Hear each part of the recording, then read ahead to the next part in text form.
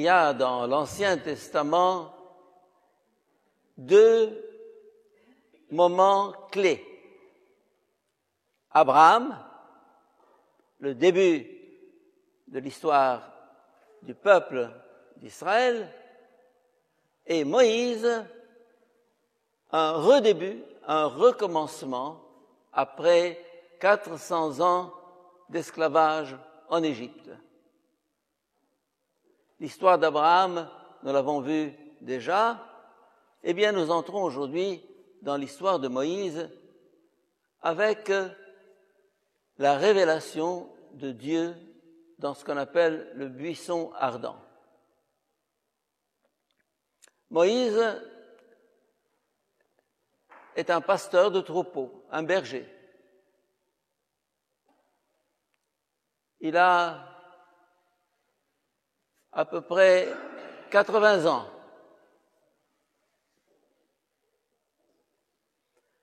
Et un peu l'âge d'Abraham. Quand il a appelé Abraham, il avait 75 ans. Pourquoi est-ce que Dieu choisit des hommes de cet âge-là pour commencer une aventure? Il pourrait choisir des gens de 20 ans, non? Pour montrer que cette mission qu'il leur confie n'est pas bâtie sur leur puissance physique ou morale, sur leur capacité intellectuelle ou humaine, non. Il commence avec des gens qui ont largement dépassé l'âge de la retraite. Avis à tous ceux qui ont dépassé l'âge de la retraite, votre vie commence aujourd'hui. La mienne d'abord. Donc, il n'y a pas d'âge pour commencer. Il n'y a pas d'âge pour se lancer. Il n'y a pas d'âge pour ne pas dire « Yallah, je me retrousse les manches ». En d'autres termes, dans notre vie de chrétien, l'âge de la retraite, X dessus, il n'y a pas. À tout âge, on commence. Soit dans la vie active, soit dans la vie spirituelle. Bon, première remarque. Et puis, Moïse découvre un buisson qui brûle sans se consumer. Étrange. Et Moïse dit, je vais faire un détour pour voir cette chose extraordinaire. Pourquoi le buisson ne brûle-t-il pas? Dieu voulait lui signifier que Dieu peut brûler un homme sans le consumer. Brûler un homme sans le consumer. Je pense à François d'Assise. Brûlant de l'amour de Dieu, qui a vécu 40 jours sur une île, isolé, sans manger et sans boire. Il avait emporté un pain avec lui, il l'avait oublié sur le rebord du rocher. Et puis, quand on est venu le chercher en barque, il s'est dit, j'ai oublié de manger depuis 30 jours ou 40 jours. Il a pris le pain pour le manger rapidement, pour ne pas qu'on dise que c'est un saint. En d'autres termes, il y a en nous une autre énergie que l'énergie qui vient des calories. Vous avez des tas de programmes dans Internet sur la manière de manger, combien de fruits, combien de viande, combien de ceci, combien de cela. Oh, très important, je vais me faire un régime idéal. Kalam farir. Oui, évidemment, vous pouvez le suivre. Il y a des médecins qui sourient ici à côté. Bon, alors, non, c'est pas tout à fait, mais c'est pour dire que la question de santé et question d'énergie n'est pas toujours une question de régime alimentaire. Il y a autre chose. Il y a en nous une autre énergie, une autre source d'énergie qui vient de Dieu. Et c'est un peu cela. On peut brûler sans se consumer. On peut travailler 16 heures par jour sans sentir la fatigue par certains côtés. Je ne fais que commenter ce texte qui, pour moi, est fascinant. Le Seigneur l'appela du milieu du buisson et lui dit « Moïse, Moïse, Moïse, Moïse ». Dieu appelle toujours l'homme par son nom, par son nom. La Bible, ce n'est pas des abstractions, des généralités, de la philosophie, de la métaphysique. C'est personnel. Moïse, Moïse. Il lui dit, me voici. Il lui dit, n'approche pas d'ici, retire tes sandales, car le lieu que tu foules est une terre sainte. Il retire ses sandales, en signe de respect, bon, comme le font les musulmans pour prier, comme le font les Coptes pour entrer dans le sanctuaire. Bon, signe extérieur, mais qui signifie un respect. Bon. Et Moïse entend le Seigneur lui dire, j'ai vu, oui, j'ai vu la misère de mon peuple qui est en Égypte. J'ai entendu ses cris sous les coups des chefs de corvée. Je connais ses souffrances. Mais c'est déjà le Jésus du Nouveau Testament. C'est déjà le Dieu qui ne peut pas résister à l'appel de la terre et qui descend pour partager notre souffrance. Déjà dans l'Ancien Testament, Dieu n'est pas le Dieu indifférent sur son trône. Ah, tu es là, tu souffres. Courage, courage, ça va passer. Non. Le Dieu de la révélation est un Dieu de compassion, un Dieu qui sent, un Dieu qui souffre, qui compatit, qui pâtit avec, qui souffre avec. Dieu n'est pas l'être indifférent auquel nous pensons souvent, le Dieu philosophique. Et alors,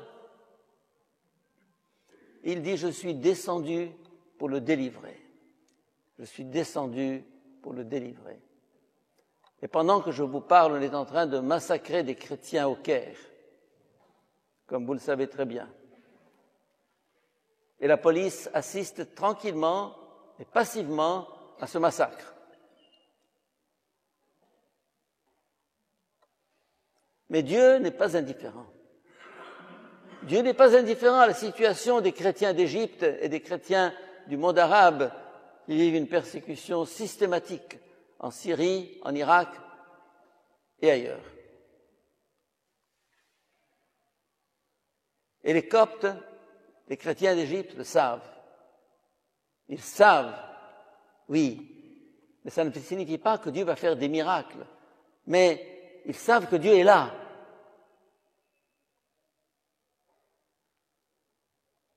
Et alors, Moïse dit, bon, je réponds à ton appel, car Dieu lui dit, va, je t'envoie chez Pharaon, tu feras sortir d'Égypte mon peuple. Vous vous rendez compte, un homme de 80 ans, allez chez Pharaon, Hosni Moubarak, et l'autre, sans le nommer. Bon, tu iras chez lui. Et Moïse se gratte la tête. C'est pas marqué dans le texte, mais je l'imagine. Moïse répondit, j'irai donc trouver les fils d'Israël, je leur dirai, le Dieu de vos pères m'a envoyé vers vous. Ils me demanderont, quel est son nom? Que dois-je leur répondre? Alors Dieu dit à Moïse, je suis celui qui suis. D'autres traductions, je suis qui je suis. Ana huwa. Ça a donné Yahweh, Yahuwah. Je suis, en d'autres termes, Dieu n'a pas de nom. Et dès qu'on lui donne un nom, on l'enferme dans une idole, une définition. Un nom, c'est un être qu'on peut circonscrire, qu'on peut enfermer, sur lequel on a prise le nom. Avoir le nom de quelqu'un, c'est déjà avoir pouvoir sur lui. Dieu ne révèle pas son nom. En disant « je suis celui qui suis », ça veut dire « je ne te révélerai pas mon nom. Je suis qui je suis ». Évidemment, on a interprété ça dans le sens philosophique « je suis l'être », la grande abstraction. Et nous retrouvons ici la métaphysique grecque, l'être, l'être absolu. Ou bien dans l'hindouisme, the real, the reality, the being. Oui, bien sûr, il est cela. Mais ce n'est pas le Dieu de la révélation. Le Dieu de la révélation est à la fois transcendant, transcendant, transcendant, et proche, proche, proche. Et mon interprétation, qui n'est pas du tout scientifique, mais qui dirait « je suis celui qui est », il est toujours là. Je suis celui qui est là. Je suis le présent. Car le verbe être ici est au présent. Ce n'est pas un infinitif. Je suis là. Je suis. L'être, ce n'est pas quelque chose d'abstrait. Il est là, ce soir, dans cette église, présent. Comment? Où? Aussi présent que dans le buisson ardent et aussi insaisissable. Et la foi consiste à savoir qu'il est là. Il est là. Là. Comme on dit en arabe, Rabbena Mawgoud. Ah oui, Rabbena Mawgoud. Il est là. La foi. Ne jamais douter de lui. Ne jamais douter de lui. Ne jamais douter qu'il vit ce que nous vivons, qu'il souffre à nos côtés, qu'il se réjouit avec nous-mêmes, qu'il participe à tous les événements de notre existence. Je suis là, je suis. Et puis Dieu dit à Moïse, tu parleras ainsi aux fils d'Israël, celui qui m'a envoyé vers vous, c'est Yahweh, Anahoua, le Seigneur. Et il ajoute, le Dieu de vos pères, d'Abraham, d'Isaac, de Jacob. Parce que c'est le Dieu fidèle, celui qui a appelé Abraham, celui qui a choisi Abraham. Il continue l'aventure avec lui. Et ses fils d'Israël, ce sont les descendants d'Abraham. Cette fidélité de Dieu, il ne les lâche pas. Quand il s'engage, il s'engage. Je te bénirai, je bénirai en toi toutes les nations de la terre.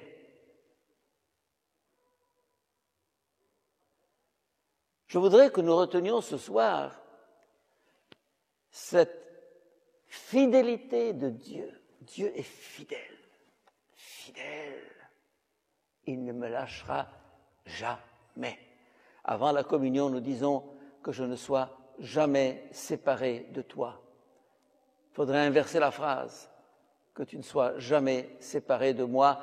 Je n'ai pas besoin de le lui recommander. Il le sait, il le fait. Je peux le lâcher. Lui ne me lâchera jamais. Je peux le lâcher. Lui ne me lâchera jamais. Je vois deux parents ici, l'un qui tient un garçon et l'un qui tient une fille dans ses bras. Ils peuvent lâcher leur papa ou leur maman, mais eux, ils les tiennent. Ils les tiennent. Ils ne les lâcheront jamais. Nous avons déjà le Dieu proche de l'Évangile, le Dieu proche du Nouveau Testament, le Dieu proche de Jésus-Christ, le Dieu fidèle, le Dieu présent, le Dieu amour. Amen.